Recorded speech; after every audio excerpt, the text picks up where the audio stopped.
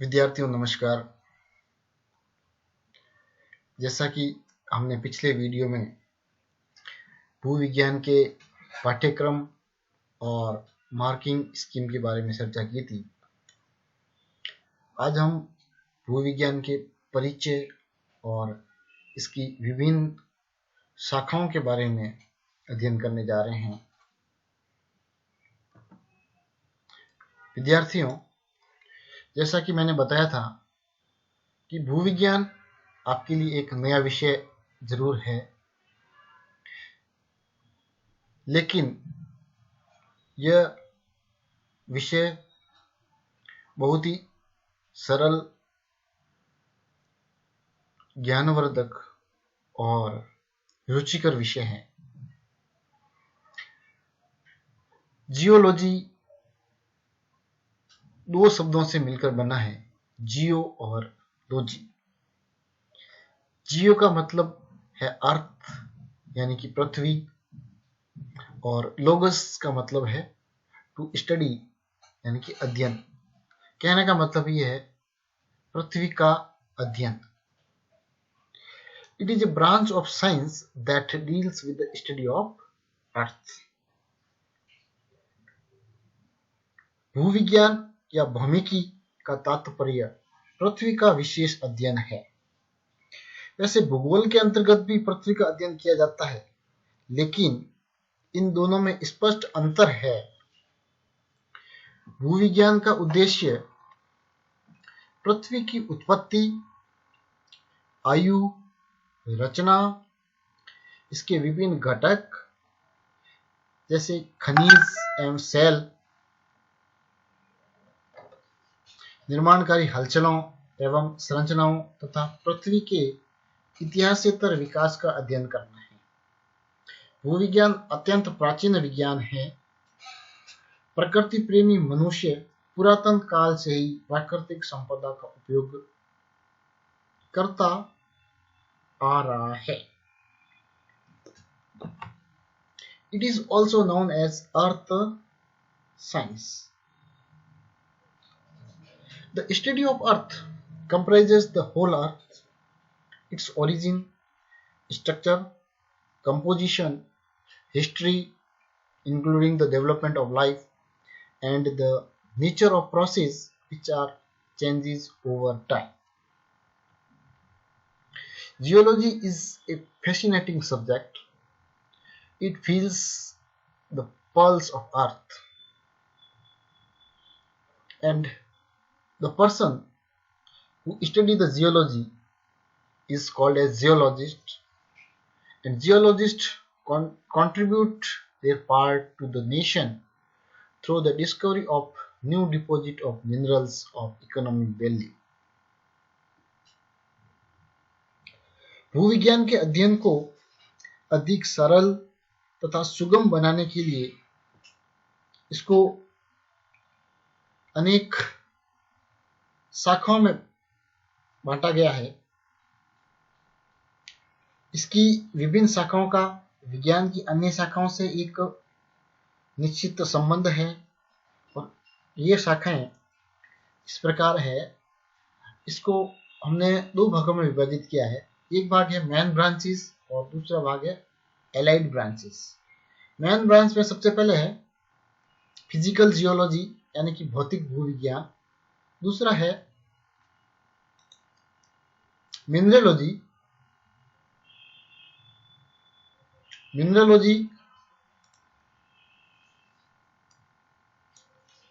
यानी कि खनिज विज्ञान, फिर है पेट्रोलॉजी, सेल विज्ञान, स्ट्रक्चरल जियोलॉजी, संरचनात्मक भूविज्ञान, हिस्टोरिकल जियोलॉजी,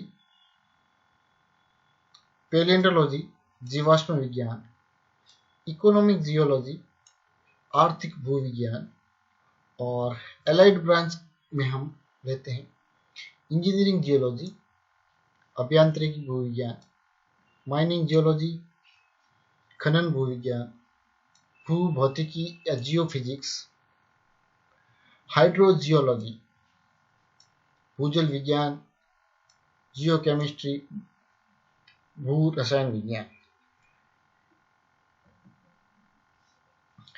सबसे पहले हम डिस्कस करते हैं भौतिक भूविज्ञान, physical geology. This is also called as dynamic geology. It concerned with the earth material as well as process that operate on those material either at or beneath the surface of the earth. Physical geology deals with the different physical features of the earth such as mountain building, rivers, lakes, glaciers, ocean, volcanoes, weathering, erosion and deposition etc. भौतिक भूविज्ञान शाखा के अंतर्गत सौरमंडल में पृथ्वी की उत्पत्ति, पृथ्वी की स्थिति, आयु, भूपटल के ऊपर तथा अंदर कार्यरत प्रक्रमों तथा प्रभावों का अध्ययन किया जाता है. दूसरी शाखा है खनिज विज्ञान या मिनरलोजी, द स्टडी ऑफ मिनरल्स. खनिजों का अध्ययन किया जाता है. मिनरल होते क्या है खनिज? अगर हमने हमारे हाथ में अंगूठी पहनी है तो अंगूठी खुद खनिज से बनी है और इसके अंदर कोई अगर जैम लगा है, स्टोन लगा है, वो भी एक खनिज है. तो सबसे पहले हम बात करते हैं खनिज होते क्या है. Mineral. Mineral is a naturally occurring solid homogeneous substance which has definite chemical composition and definite atomic structure which is formed by inorganic process in nature is called as mineral. And mineralogy deals with the detailed mode of formation, composition, occurrence, types, association, properties and uses of minerals. कहने का मतलब खनिज विज्ञान के अंतर्गत विभिन्न प्रकार के खनिजों की उत्पत्ति और खनिजों का बनना, खनिजों का संगठन, खनिजों के प्रकार, खनिजों के गुणधर्म, खनिजों के क्या यूजेज है, इसका अध्ययन किया जाता है. पेट्रोलॉजी शैल विज्ञान या शैली की. पेट्रो मीन्स रॉक और लोगस मीन्स स्टडी, यानी कि study of rocks. So petrology deals with the formation, structure, texture, composition, occurrence and types of rocks. The earth crust is also called as lithosphere. It is made of different types of rocks. So mainly there are three types of rock, that is igneous rocks, metamorphic rock and sedimentary rocks. So विभिन्न प्रकार की शैलों का, चट्टानों का अध्ययन शैल विज्ञान के अंतर्गत किया जाता है. संरचनात्मक भूविज्ञान, structural geology. The rocks which forms the earth crust undergo various deformations, dislocations and disturbances under the influence of tectonic forces. The result is occurrence of geological structures like folds, faults, joints and unconformities in the rocks. पृथ्वी में कई प्रकार की चट्टानें बनने के बाद पृथ्वी के अंदर की आंतरिक हलचलों के कारण, विरूपण के कारण या स्थिति में परिवर्तन के कारण या विभिन्न प्रकार के विक्षोभों के कारण कई प्रकार के परिवर्तन उनकी संरचनाओं में होता है और कई प्रकार की संरचनाएं जैसे कि वलन, भ्रंश, संधियां और विश्व विन्यास चट्टानों में पैदा होते हैं. और इन सब का बनना, उनके कारण, उनके प्रकार, उनके वर्गीकरण और उनके महत्व का अध्ययन संरचनात्मक भूविज्ञान के अंतर्गत किया जाता है. हिस्टोरिकल जियोलॉजी, ऐतिहासिक भूविज्ञान.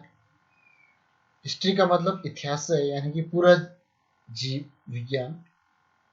Historical geology or paleogeology is a discipline that use the principle and techniques of geology to reconstruct and understand the geological history of Earth. Proper investigation of rock reveals the chronological sequence of formation of rock, evolution, migration, and plants, and animal life during different periods of Earth history. This kind of study of Earth history through sedimentary rock is called historical geology. ऐतिहासिक भूविज्ञान शाखा के अंतर्गत पृथ्वी के भूवैज्ञानिक इतिहास का वर्णन रहता है। भूमि के अतीत की घटनाओं का ज्ञान जीवाश्म और स्तरित शैल विज्ञान संबंधी प्रमाणों के आधार पर होता है। इसके दो भाग जीवाश्मिकी और स्तरित खनिज शैल विज्ञान है। हिस्टोरिकल जियोलॉजी को हम पैलियोंटोलॉजी और स्ट्रेटिग्राफी के अंतर्गत अध्ययन कर सकते हैं। सबसे पहले palaeontology, it is the scientific study of life that existed prior, ऐसी लाइफ जो पहले थी उसका अपन वैज्ञानिक अध्ययन करते हैं।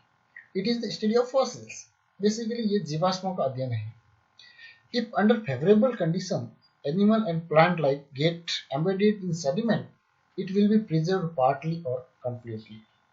कुछ अनुकूल दशाओं में एक जीव जंतु या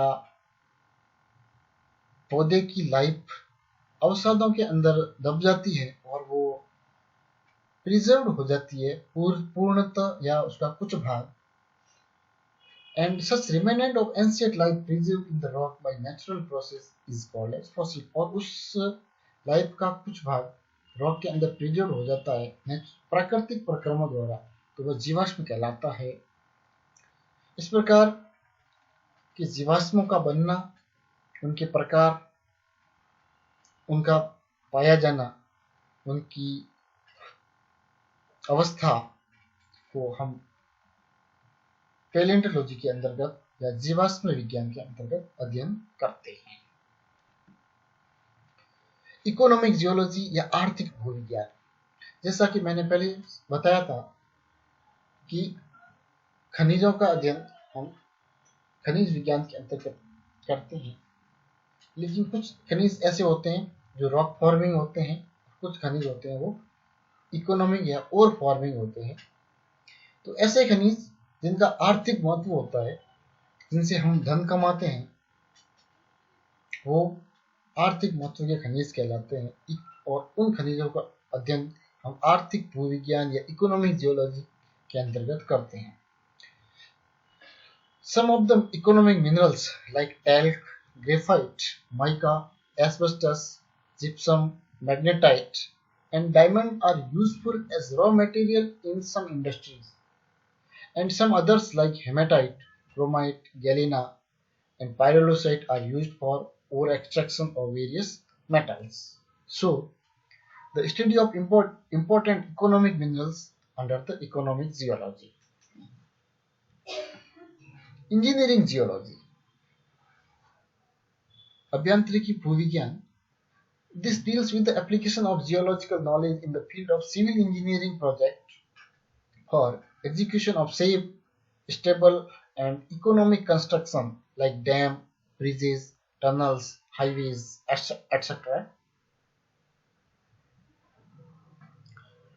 इस शाखा के अंतर्गत बांध, पुल, सुरंग, रेल पथ आदि के निर्माण के भूवैज्ञानिक पक्ष का वर्णन रहता है।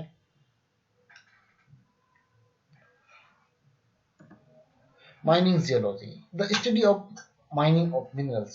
There are two types of mining of mineral. First one is the open cast mine and second one is the underground mining. खनन विज्ञान, इस शाखा में आर्थिक महत्व खनिजों और शैलों के खनन का वर्णन रहता है। खनन दो प्रकार से होता है, खुली खदान या भूमिगत खदान। It is also necessary to know physical parameters like depth, direction, inclination, and thickness of ore bodies. Geophysics, भूभौतिकी, the study of physical properties like density and magnetism of Earth. It is subdivided into pure geophysics and exploration geophysics. Pure geophysics deals with the general aspect of the Earth as a whole, and exploration geophysics deals with the study of upper layer of the Earth crust in order to solve civil engineering problems and locating oil, gas, and groundwater, explore the and estimate the ore deposit. Hydrogeology, भूजल विज्ञान. It deals with the occurrence, movement, and distribution of groundwater beneath the surface. Surface के साथ में पानी का occurrence, उसका movement और वितरण का अध्ययन भूजल विज्ञान शाखा के अंतर्गत किया जाता है. This branch is closely related to geology because the very existence movement of groundwater are directly related to the porosity, permeability, structure, texture and composition of underground rocks. यह शाखा पूर्ण रूप से भू विज्ञान के साथ जुड़ी हुई है, क्योंकि भूजल है वो कि हमेशा चट्टानों की परमिएबिलिटी, पोरोसिटी, उसकी संरचनाओं, उसके गठन और उसके संगठन के साथ में संबंध होता है. जियोकेमिस्ट्री, भू रसायन. This branch is relatively more recent and deals with the occurrence, distribution, abundance, and mobility of different elements on the earth crust. विभिन्न प्रकार के एलिमेंट्स के अकरेंस, डिस्ट्रीब्यूशन, अबंडेंस और मोबिलिटी का अध्ययन किया जाता है. इस प्रकार हम पृथ्वी विज्ञान में या भू विज्ञान में पृथ्वी के विभिन्न घटकों का अध्ययन करते हैं और भू विज्ञान की अध्ययन को अधिक सरल और सुगम बनाने के लिए इस प्रकार अनेक भागों में विभाजित करते हुए यहाँ पर भू विज्ञान का अध्ययन करते हैं. Thank you for watching video.